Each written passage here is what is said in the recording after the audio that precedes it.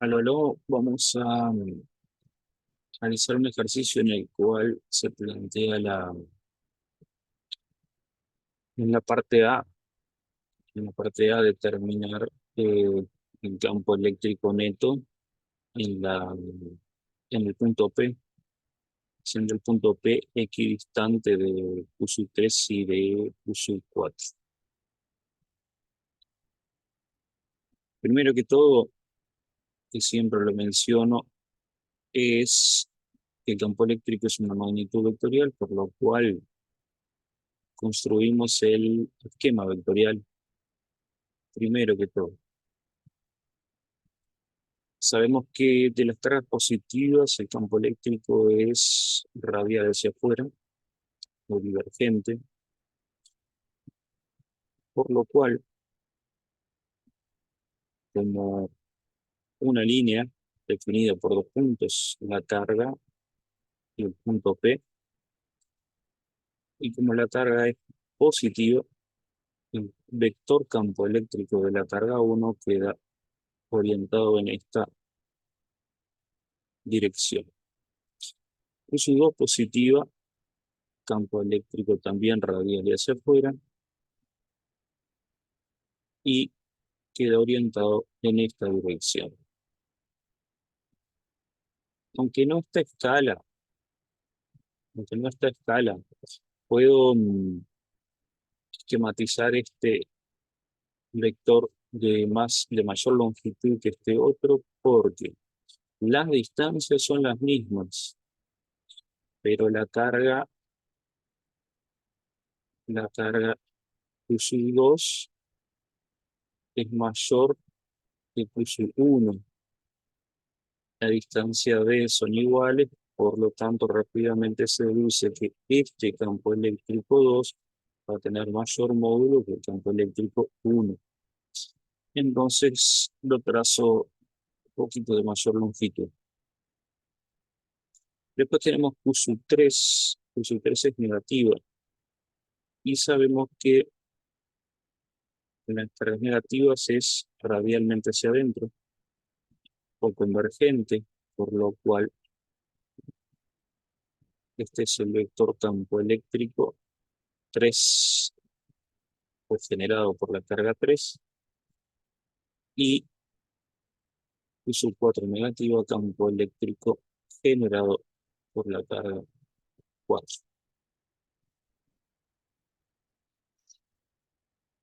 Entonces, ¿qué sucede? Que tenemos cuatro cargas puntuales, por lo tanto vamos a tener superpuestos en P cuatro vectores campo eléctricos a los cuales se le asigna el nombre correspondiente. Vector campo eléctrico 1, vector campo eléctrico 2, vector campo eléctrico 3 y vector campo eléctrico 4. Bien, después de eso tenemos que determinar el módulo. Para determinar el módulo de cada uno de estos vectores superpuestos en el punto P, nos vamos a la ecuación de campo eléctrico generado por una carga puntual. Campo eléctrico generado por una carga puntual. Y eso nos queda de, de esta forma.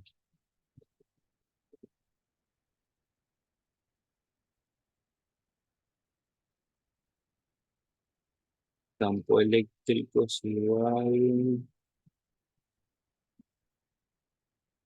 Campo eléctrico es igual a el cociente entre el módulo de campo eléctrico, ¿no? Hay cociente entre la constante de proporcionalidad electrostática por el valor de la carga sobre la distancia entre la carga y el punto P. La constante K sabemos que tiene un valor que lo redondeamos a por 10 a la 9 newton metro cuadrado sobre segundo cuadrado. Si vamos a algo más estricto es 8,99. Ahora bien, cuando vamos a aplicar esta ecuación para poder determinar el módulo de cada uno de los campos eléctricos, si tenemos 4 vectores, evidentemente tendremos 4 módulos. Para determinar el campo eléctrico 1, para determinar el campo eléctrico 1, el módulo del campo eléctrico 1 va a quedar la constante, ya sabemos el valor, por Q sub 1 sobre R cuadrado. Para calcular el módulo del campo del vector campo eléctrico 2, constante por Q sub 2 sobre R cuadrado. Le puedo poner R acá y R acá.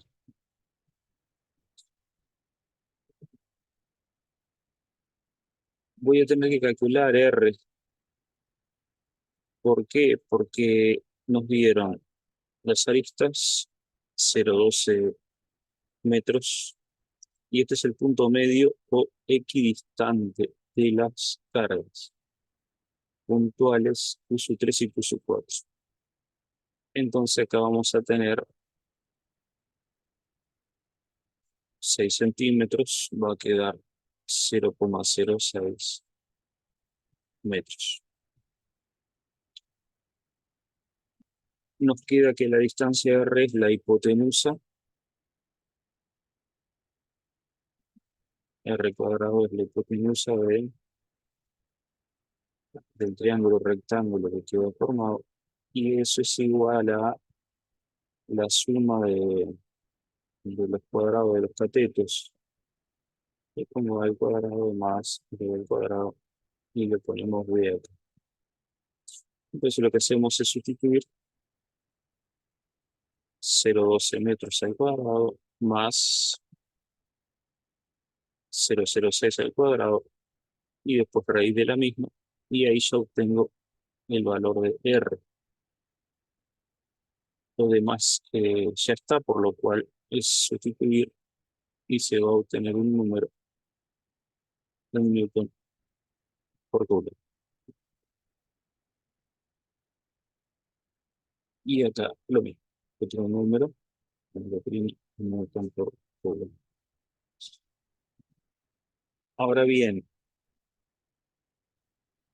sucede que pasamos a analizar el campo eléctrico generado por el existente superpuesto en P y generado por la carga eléctrica 3,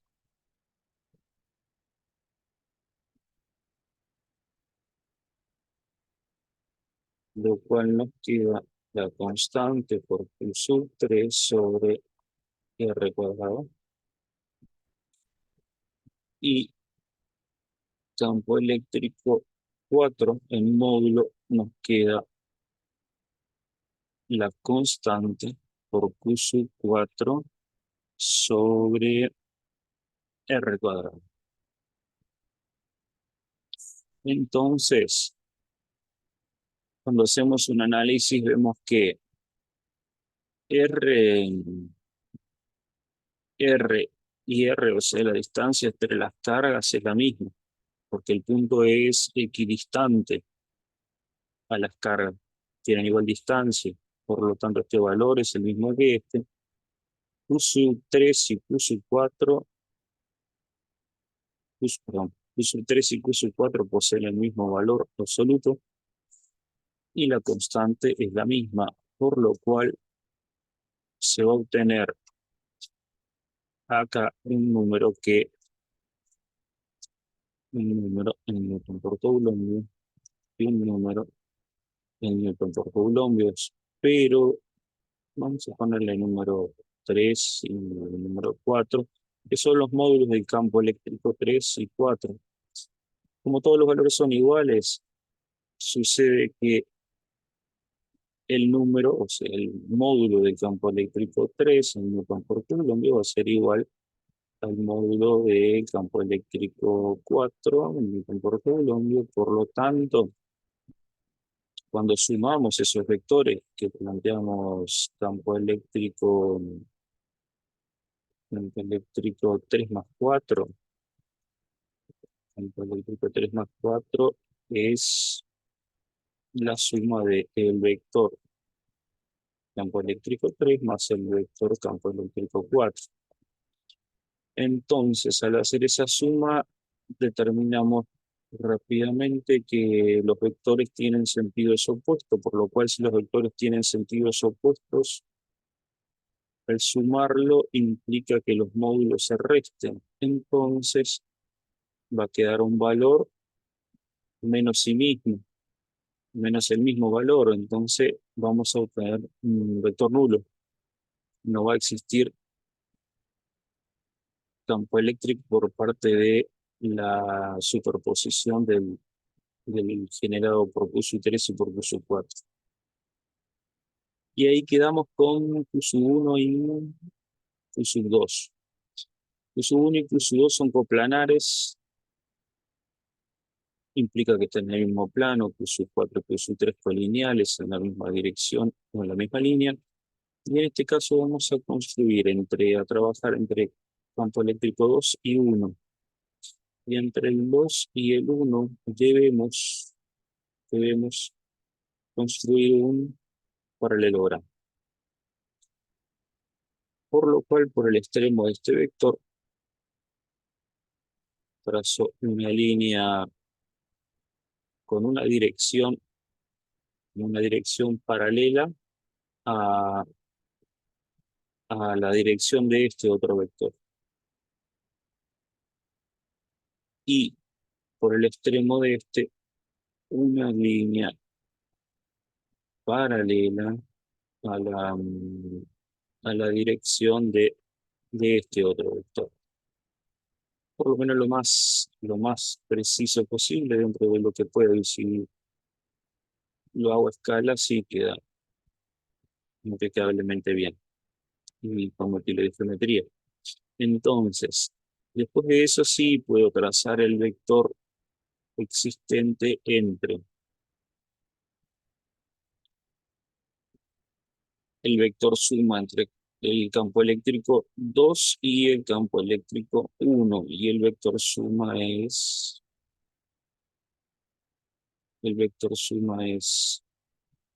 está dirigido de P hasta la intersección de las líneas auxiliares. Y este vector de color verde es el campo eléctrico neto, porque este campo eléctrico ya lo analizamos que se cancela, se anulan al superponerse en P por tener igual módulos y sentidos opuestos. Ahora bien, sucede que este ángulo es distinto de 90 grados, por lo cual nosotros debemos aplicar teorema de coseno. Si sabemos que por opuesto por el vértice, si este es alfa, este es alfa. Entonces, vamos a también hacerlo en modo de práctica. Sabemos que analizando este ángulo llano tenemos 180 grados. Sabiendo o descubriendo, calculando el valor de beta y de beta, tenemos 2 beta, por lo cual 180 grados menos 2 beta nos daría el valor de alfa. ¿Cómo se determina beta? Beta se calcula utilizando una función trigonométrica. En este caso tenemos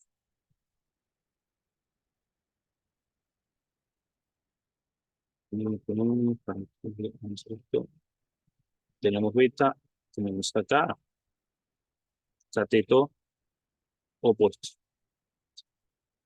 Y acá cateto adyacente. A opuesto de adyacente, por lo tanto podemos ir a la función tangente. Y ahí aplicamos que la tangente del ángulo beta es igual al cociente entre el cateto opuesto sobre el cateto adyacente. Esto implica que el ángulo beta es el inverso de la tangente del cociente entre la longitud del cateto opuesto al mismo y sobre el cateto adyacente. Voy a la calculadora, sustituyo 0,12 metros sobre 0,06 metros. Cancelo las unidades, metros, porque para obtener el valor del ángulo, la calculadora tiene que estar en D, por el sistema sexagesimal. Acuérdense que puede estar en radianes, en centesimal, pero no nos sirve en este caso. Así que me fijo en la pantallita por las dudas que esté en D, y si no voy a modo y aparecen las tres opciones y lo ajusto a la letra D. Una vez obtenido el ángulo beta, se queda resuelto porque va a dar un cierto valor. A eso lo multiplico por 2, 180 menos beta nos da alfa. Por opuesto, por el vértice tenemos alfa acá. Y después aplicamos teorema del coseno. Entonces nos va a quedar que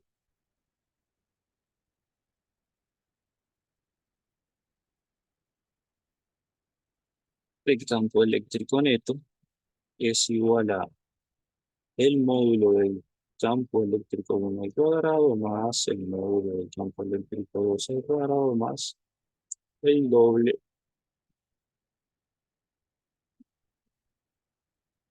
del campo eléctrico 1 por el campo eléctrico 2 por el coseno de alfa, que es el ángulo entre los vectores. Y esto está elevado al cuadrado, que puedo aplicar raíz acá y raíz acá y mantengo la igualdad, con la ventaja que se cancelan cuadrado y raíz, por lo cual de esta forma obtengo el módulo del campo eléctrico neto. Y esa es la parte A. La parte B es muy práctica, la terminamos acá igual. Porque en la parte B, si se coloca un electrón, si existe un electrón acá, por supuesto con su correspondiente carga negativa, nosotros sabemos que